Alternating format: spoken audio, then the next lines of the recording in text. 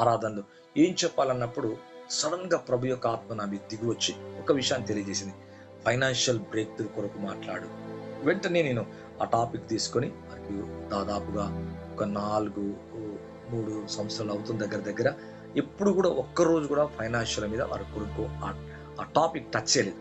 ఇంకా క్రమంగా స్టార్ట్ చేశా, అంటే పోయిన వారం నుంచి స్టార్ట్ చేశాం. అలాగే మీ జీవితంలో, నా జీవితంలో, మనందరి జీవితంలో ఫైనాన్షియల్గా బాగుండాలా. ఇటువంటి ఫైనాన్షియల్ అన్న బ్రదర్ స్పిరిచువల్ కూడా బాగుండాలా, ఆత్మీయంగా బాగుండాలా, ఆర్థికంగా బాగుండాలా, ఆరోగ్యపరంగా బాగుండాలా, విశ్వాసములు, ప్రార్థన జీవితములు, ఈ విధంగా చెప్పుకుంటే బైబిల్లో చెప్పబడిన ప్రతి విషయములు కూడా మనం అన్ని విషయాల్లో బాగుండాలి. మనం అన్ని విషయాల్లో బాగుండాలని యేసు ప్రభు కలవరి శిలువలో తన ప్రాణాన్ని పెడుతున్నాడు. అంటే పాపాన్ని క్షమిస్తున్నాడు, మన రోగాన్ని భరించాడు, మన శాపాన్ని తీసుకున్నాడు, మనకున్న దుఃఖాన్ని, మనకున్న బాధను, మనకున్న మరణాన్ని తీసుకొని తన జీవాన్ని, తన నిత్య జీవాన్ని మనకిస్తున్నాడు. అయితే ఈ భూమి మీద ఉన్నాం గనక ఈ భూమి మీద ఉన్న విషయాన్ని నేను మాట్లాడుతున్నాను. ఆత్మపరమైనవి కావాలా, ఈ లోకపరమైనవి కావాలా, అంటే ఆత్మీయ విషయాలు కావాలా, ఈ లోకపరంగా ఆర్థిక విషయాలు మనల్ని ఎంతగానో కలవర పెడతా ఉంటాయి, దుఃఖ పెడతా ఉంటాయి.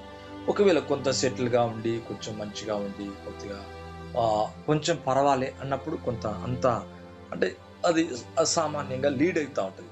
కానీ కొంచెం ఇబ్బందికరంగా ఉన్నప్పుడు ప్రతి దినము కూడా మన జీవితంలో ఎదుర్కొనే పెద్ద సమస్య ఏంటంటే ఆర్థిక సమస్యను మనం ఎదుర్కొంటూ ఉంటాం. అంటే అపవాది కూడా, వాడికి కూడా తెలుసు ఈ ఆర్థికమైన విషయాలలో వీళ్ళని కనుక బాధిస్తే మిగతా విషయాల్లో వీళ్ళని డల్ చేయొచ్చని వాడికి బాగా తెలుసు. కాబట్టి ఈరోజు మనం ఫైనాన్షియల్గా బ్రేక్ త్రూ అవ్వాలంటే ఏం చేయాలా, ఫైనాన్షియల్గా బ్రేక్ త్రూ అవ్వాలా, ఈ ఫైనాన్షియలీ యొక్క బ్లెస్సింగ్స్ని మనమే కాదు మన కుటుంబీకులు, మన తరతరము చూడాలా. అంటే దేవుడు వచ్చేదాకా మనమే కానీ మన పిల్లలే కానీ ఆర్థిక విషయాలు ఉన్నతంగా ఉండాలా, ఆత్మీయంగా ఉండాలా, ఆర్థికంగా ఉండాలా. అయితే ఆర్థికంగా ఉండాలంటే ఏం చేయాలి? చాలా విషయాలు ఉన్నాయి పిల్లరా. ఆర్థికంగా బ్రేక్ త్రూ అవ్వడానికి బైబిల్లో చాలా రకాల విషయాలు ఉన్నాయి. వాటిలో ఒక విషయాన్ని మీ ముందు ఈ రాత్రి ఉంచబోతున్నాను. అది దాంట్లో చాలా విషయాల్ని, ఒక్క దాంట్లోనే చాలా విషయాల్ని, అట్లా ప్రతిసారి ఒక్కొక్క టాపిక్ మీద వస్తాను. అది గుర్తుపెట్టుకోవడానికి ప్రయత్నించాను. ఈ రాత్రి కాల సమయంలో మన జీవితంలో అంటే ఈ యొక్క ఫైనాన్షియల్గా బ్లెస్ అవ్వాలంటే, అంటే బ్రేక్ త్రూ చూడాలంటే, అంటే ఆర్థిక ఇబ్బందులు తొలగి, దాని అర్థం ఆర్థిక సమస్యలు తొలగి ఎప్పుడు కూడా ఫ్లౌరిష్గా, అంటే సమృద్ధిగా, అభివృద్ధిగా, లేకపోతే దీవెనకరంగా. ఇంకొక విధంగా చెప్పాలంటే మన పితరుడైన అబ్రహాము, ఇస్సాకు, యాకోబు కొంతమంది ఉన్నారు. మరి వాళ్ళు ఎలా బ్లెస్ అయ్యారు, వాళ్ళు ఎలా దీవించబడ్డారు, వాళ్ళు ఎలా ఆశీర్వదించబడ్డారు, వారి యొక్క అనుభవాన్ని నీ అనుభవంలోకి నువ్వు చేర్చుకోవాలంటే వారు చేసిన విధానంలోకి మనం రావాలి. అంటే అలా కనుక చేస్తే ఖచ్చితంగా వారి యొక్క సమానమైన ఆశీర్వాదాన్ని నా జీవితంలో చూస్తాం. ఇంతవరకు మన జీవితంలో ఆ ఆర్థికమైన విషయాల్లో ఆ అభివృద్ధిని, ఆ సమృద్ధిని, లేకపోతే ఆ ఇంక్రీజ్ని దేన్నైతే చూడలేదో, ఈ రోజు నుంచి మీ జీవితంలో ఒక ప్రవచనాత్మకమైన సందేశాన్ని ఇస్తున్నాను. బాగా గుర్తుపెట్టుకోవడానికి ప్రయత్నించాలా. మీ విశ్వాసం మారిపోతుంది, మీ ఆర్థిక పరిస్థితులు కూడా మారిపోతున్నాయి. అంటే మీరు ఫైనాన్షియల్గా ఏమి చూడబోతున్నారంటే ఒక గ్రేట్ బ్రేక్ త్రూ చూడబోతున్నారు. మరలా అంటున్నాం, అంటే ఫైనాన్షియల్గా బ్రేక్ త్రూ చూసినప్పుడు మీరు అన్ని విధాలుగా మరి భూమి మీద మీరు సంతోషంగా, ఆనందంగా ఉండగలరు. మరి బైబిల్లో చూస్తే చాలా విషయాలు ఉన్నాయి. వాటిలో ఒక టాపిక్ నేను ఎంచుకొని మాట్లాడుతున్నాను. మరి చూద్దాం. లూకాసు వార్త 8వ అధ్యాయము 11వ వచనం, అలాగే 8వ అధ్యాయం 15వ వచనం. దీని నుంచి మనం చూసుకొని దీనిలో చాలా మెయిన్ విషయాలు మనం చూద్దాం. రైట్, ఓకే, చూద్దాం. చాలా క్లారిటీగా, క్లియర్గా చదవాలన్నా రికార్డ్ చేస్తున్నాను. Okay, right. లూకాసు వార్త 8వ అధ్యాయం 11వ వచనం చదవండి తల్లి. ఈ ఉపమాన భావం ఏమనగా, విత్తనము దేవుని వాక్యము. త్రోవ పక్క నుండి వారు వినువారు కాని నమ్మి రక్షణ పొందకుండానట్లు అపవాది వచ్చి వారి హృదయంలో నుండి వాక్యం ఎత్తుకొని పోవును. రాతి నేల నుండి వారెవరనగా, వినున్నప్పుడు వాక్యమును సంతోషంగా అంగీకరించువారు గాని వారికి వేరు లేనందున కొంచెము కాలము నమ్మి శోధన కాలమున తొలగిపోవుదురు. ముండ్ల పొదలలో పడిన విత్తనమును పోలిన వారెవరనగా, విను కాలమున గడిచిన కొలది ఈ జీవన సంబంధమైన విచారముల చేతను ధన భోగముల చేతను అణిచివేయబడి పరిపక్వంగా ఫలింపని వారు. మంచి నేల పడు విత్తనము పోలిన వారెవరనగా, యోగ్యమైన మంచి మనసుతో వాక్యము విని దానిని అవలంబించి ఓపికతో ఫలించువారు. ఓకే తల్లి, థ్యాంక్ యూ అమ్మా. ఇక్కడ చూస్తే దేవుని యొక్క వాక్యములు 8వ అధ్యాయము 11వ వచనం నేను చదువుతున్నా. ఈ ఉపమాన భావం ఏమనగా, విత్తనము దేవుని యొక్క వాక్యం. అంటే విత్తనం అనేది దేన్ని పోలి ఉంది అంటే ఇక్కడ మాట్లాడుతున్నాడు. విత్తనము దేవుని యొక్క వాక్యం, అంటే వాక్యము విత్తనం వంటిది.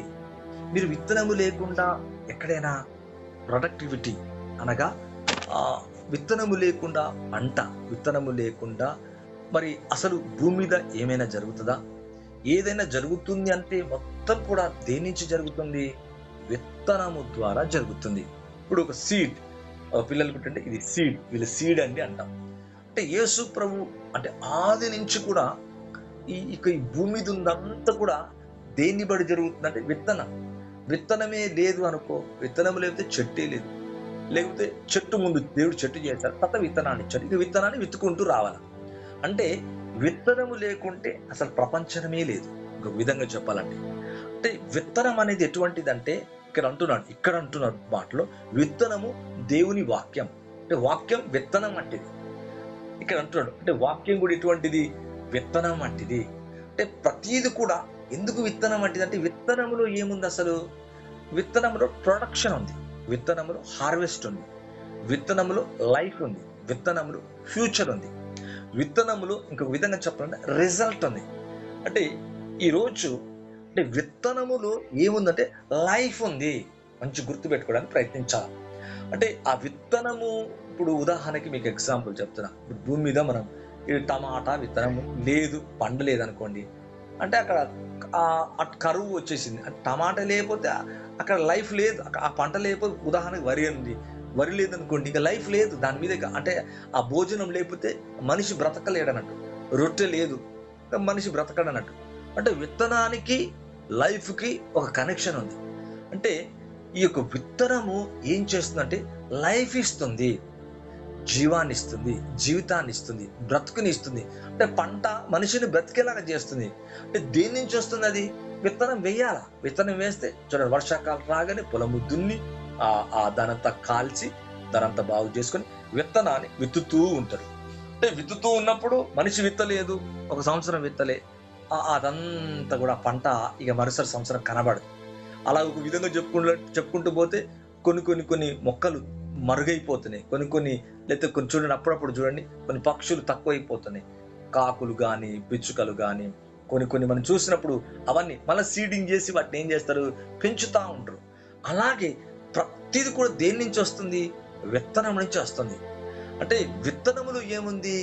విత్తనంలో చాలా విషయాలని ఇప్పుడు మీతో మాట్లాడతా. ఏమేమి ఉన్నాయో ఒక 6 పాయింట్స్ మాట్లాడతా. ఈరోజు ఇక్కడ ఏమంటున్నాడంటే, ఈ ఉపమాన భావం ఏమనగా విత్తనము దేవుని వాక్యం. అంటే ఈ వాక్యాన్ని నేను ఇప్పుడు ఏం చేస్తున్నా, మీలోకి విత్తనములాగా విత్తుతున్నా. అది మీకు లైఫ్ ఇస్తుంది, అది మీకు ప్రొటెక్ట్ చేస్తుంది, అది మిమ్మల్ని బ్లెస్ చేస్తుంది, అది మిమ్మల్ని హీల్ చేస్తుంది. వాక్యమే దేవుడు, వాక్యం విత్తనం.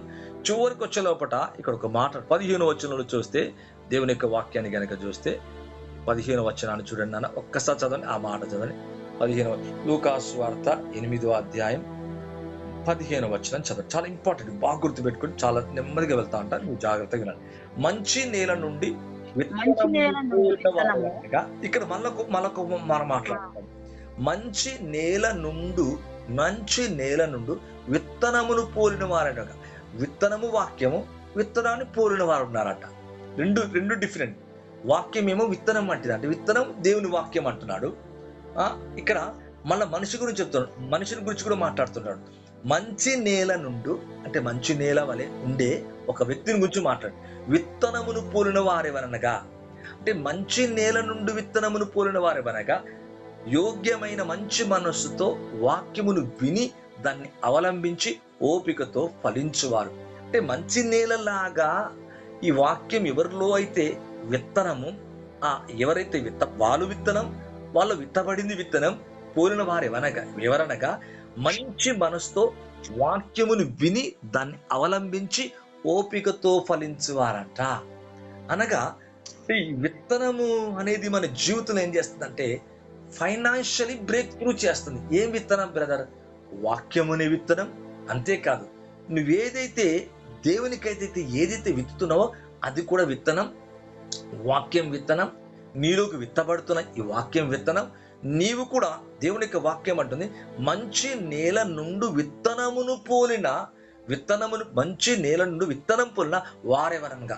మనం కూడా విత్తనం అంట, మన హృదయాలు కూడా నేలంట. అందులో విత్తబడినప్పుడు మంచి మనసుతో వాక్యమును విని దాన్ని అవలంబించి ఓపికతో ఫలించి వారు మంచి నేల మీద పండే విత్తనాలంట. మంచిగా అర్థం చేసుకో. కొంచెం మీకు కష్టంగా ఉంటుంది, మళ్ళా చెప్తాను, జాగ్రత్తగా వినడానికి ప్రయత్నించాలా. అంటే అందుకే మన విత్తనాన్ని ఎక్కడ పడితే అక్కడ వేస్తే మొలుస్తాయి. కరెక్టే, ఎక్కడ పడితే అక్కడ వేస్తాం కానీ మొలుస్తాయి.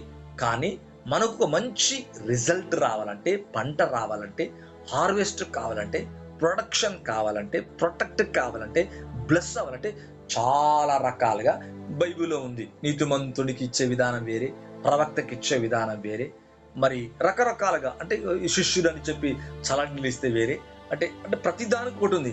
నీతిమంతుడు ఒకటి కాడు, ప్రవక్త స్టేజ్ వేరే, నీతిమంతుని స్టేజ్ వేరే, ఒక శిష్యుని స్టేజ్ వేరే.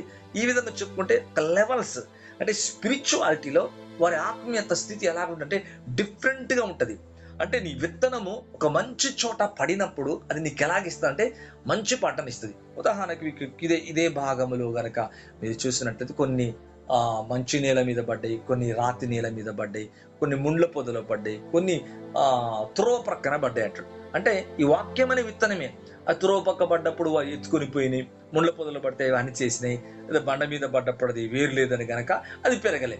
అంటే విత్తనమే అది పెరుగుతుంది, కానీ కొంచెం సేపే పెరిగి ఏమైపోతుందంటే ఈ అంటే ముందు చెప్పిన ఈ 3 భాగాల్లో ఆ విత్తనం ఏమైపోతుందంటే అణిచివేయబడుతుంది. అలాగే దేన్నైనా దేవుని యొక్క వాక్యం ఎట్లాంటి చోట విత్తబడాలంట? మంచి నేల మీద విత్తబడిన వారిలాంటి వారి మీద అంటే మంచి నేల నుండి విత్తనమును పోలిన వారేమనగా యోగ్యమైన మంచి మనసుతో వాక్యాన్ని విని దాన్ని అవలంబించి ఓపికతో ఫలించువారు. అంటే మంచి నేల మీద నుండు విత్తనమును పోలిన వారెవరనగా యోగ్యమైన మంచి మనసుతో.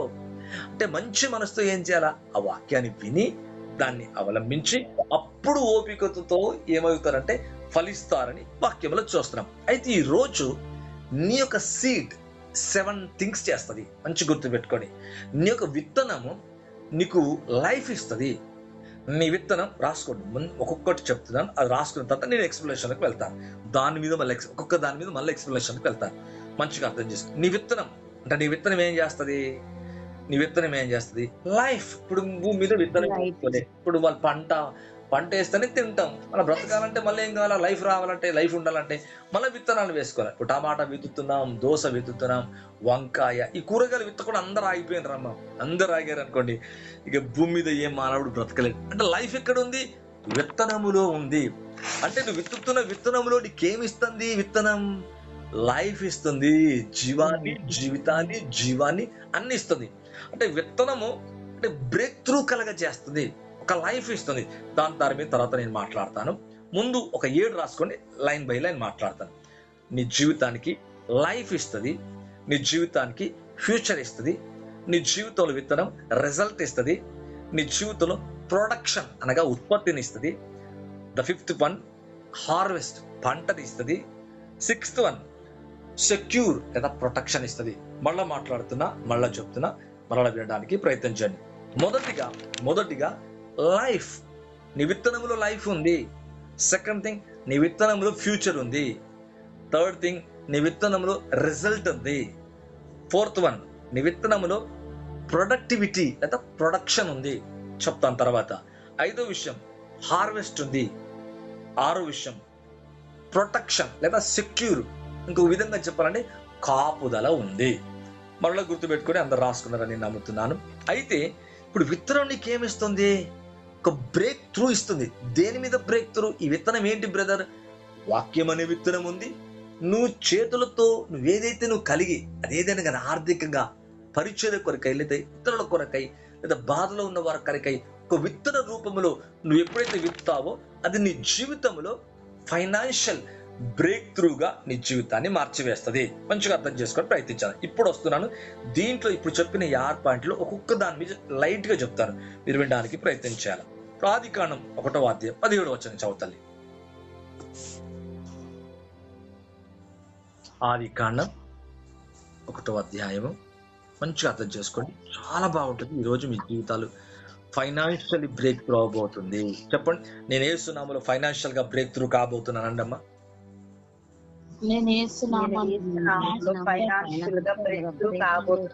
Okay, right. మరొకసారి చెప్పండి తల్లి, మరొకసారి అండమ్మా. నేను యేసు నామములో ఫైనాన్షియల్ గా బ్రేక్ త్రూ కాబోతున్నాను. రైట్. ఆదికాండం చూద్దామా తల్లి. ఆదికాండము, థ్యాంక్ యూ జీసస్. ఒక వచనం చూద్దాం తల్లి. 12వ వచనం చదవాలి. 12వ వచనం చదవండి. ఆదికాండం 1:12. ఆదికాండం 1:12. భూమి గడ్డిని తమ తమ జాతి ప్రకారము విత్తనములిచ్చు చెట్లను తమ తమ జాతి ప్రకారము తమలో విత్తనములు గల ఫలవృక్షములను మొలిపింపగా అది మంచిదని దేవుడు చూచెను. దేవుడు ఏమిస్తున్నాడు ఇక్కడ మంచిగా అర్థం చేసుకోవడానికి ప్రయత్నించాల. భూమి గడ్డిని తమ తమ జాతి ప్రకారం విత్తనములిచ్చు చెట్లు, అంటే చెట్టే చేయలేదు. చెట్టు తర్వాత మళ్ళీ ఏంటి? విత్తనం ఏమిస్తుంది? ఫ్రూట్ ఇస్తుంది, ఫలం ఇస్తుంది. మంచిగా అర్థం చేసుకోవాలా. అంటే ఇప్పుడు ప్రభు ముందు ఏం చేస్తున్నాడు? చెట్లనిచ్చి ఆ చెట్లతో అంటే చెప్తున్నాడు, ఆ చెట్లు ఎలాగుంటాయి? తమ తమ జాతి ప్రకారం విత్తనములు ఇచ్చు చెట్లు అంట. అవి ఆ విత్తనములు ఇచ్చు చెట్లంట తమ తమ జాతి ప్రకారం తమలో విత్తనములు గల ఫలవృక్షములను మొలిపించునుగాక, అది మంచిదని దేవుడు చూచాడంట. అంటే ప్రతి చెట్టు ఏమి ఇస్తుంది? విత్తనాన్ని ఇస్తుంది. మళ్ళీ ఇప్పుడు అదేం చేయాలా? మన జీవితంలో మళ్ళా అంటే ఉత్పత్తి కావాలంటే, ప్రొడక్షన్ కావాలంటే, ఫ్యూచర్ కావాలంటే, లైఫ్ కావాలంటే, భవిష్యత్తు కావాలంటే, ముందు బ్రతకాలంటే ఏం చేయాలా? ఇప్పుడు ఆ చెట్టు పెరిగింది, చెట్ల నుంచి వచ్చిన ఆ విత్తనాన్ని మళ్ళీ ఏం చేయాలా? అంటే ఇప్పుడు మిరప వేస్తారు చూడండి సిస్టర్ వాళ్ళు, లేదా పత్తి వేస్తారు. పత్తి వేయలేదనుకోండి, అంటే ఆ పత్తి పెరగదు. అంటే ఆ విత్తనాలు ఏం చేస్తారు? చల్లుకుంటే పత్తి వస్తుంది. అలాగే ఇప్పుడు ప్రభు ఏం చేస్తున్నాడంటే ఇక్కడ విత్తనములు గల ఫలవృక్షములను మొలిపించును గాక, అది మంచిదని దేవుడు చూచెను. అంటే చెట్టు నుంచి చెట్టుకి ఏమి ఇస్తున్నాడు? విత్తనాన్ని ఇస్తున్నట్టుగా చూస్తున్నాం. ఇప్పుడు విత్తనాన్ని విత్తుతే ఏమవుతాం మనము? ఇందాక చెప్పినా కదా, life, future, result, production, harvest లేదా ప్రొటెక్షన్. ఈ విధంగా మన జీవితంలో అనేక కార్యాలు అవుతాయి. ఈ రాత్రి కాల సమయంలో దేవుని వాక్యము విత్తనం వంటిదే. చూడండి, మనం విత్తుతున్నప్పుడు వాళ్ళకి రక్షణ కలుగుతుంది, స్వస్థత కలుగుతుంది, నెమ్మది కలుగుతుంది, విశ్వాసం పెరుగుతుంది, వారి ఆత్మీయ జీవితంలో విడుదల కలుగుతుంది, ఇంకా అనేక కార్యాలు జరుగుతున్నాయి. అలాగే మన ఫైనాన్షియలీగా బ్రేక్ త్రూ కలగడానికి కూడా మనం ఏం చేయాలంటే, మనకు ఏదైతే కలిగి ఉన్నామో అది కూడా విత్తనం వంటిదే. దీన్ని మనం ఏం చేయాలా? విత్తుతూ ఉండాలంట. ఇప్పుడు విత్తుతున్నప్పుడు ఏమవుతాం? ఫైనాన్షియలీ బ్రేక్ త్రూ అనేది మనం చూద్దాం తర్వాత. అది దానికోసం ముందు వెళ్దాం. ముందు దీన్ని చూస్తే మీకు అండర్స్టాండ్ అవుతుంది. ఇదే ఆదికాండం 1వ అధ్యాయం 29వ వచనం చూడండి నాన్న.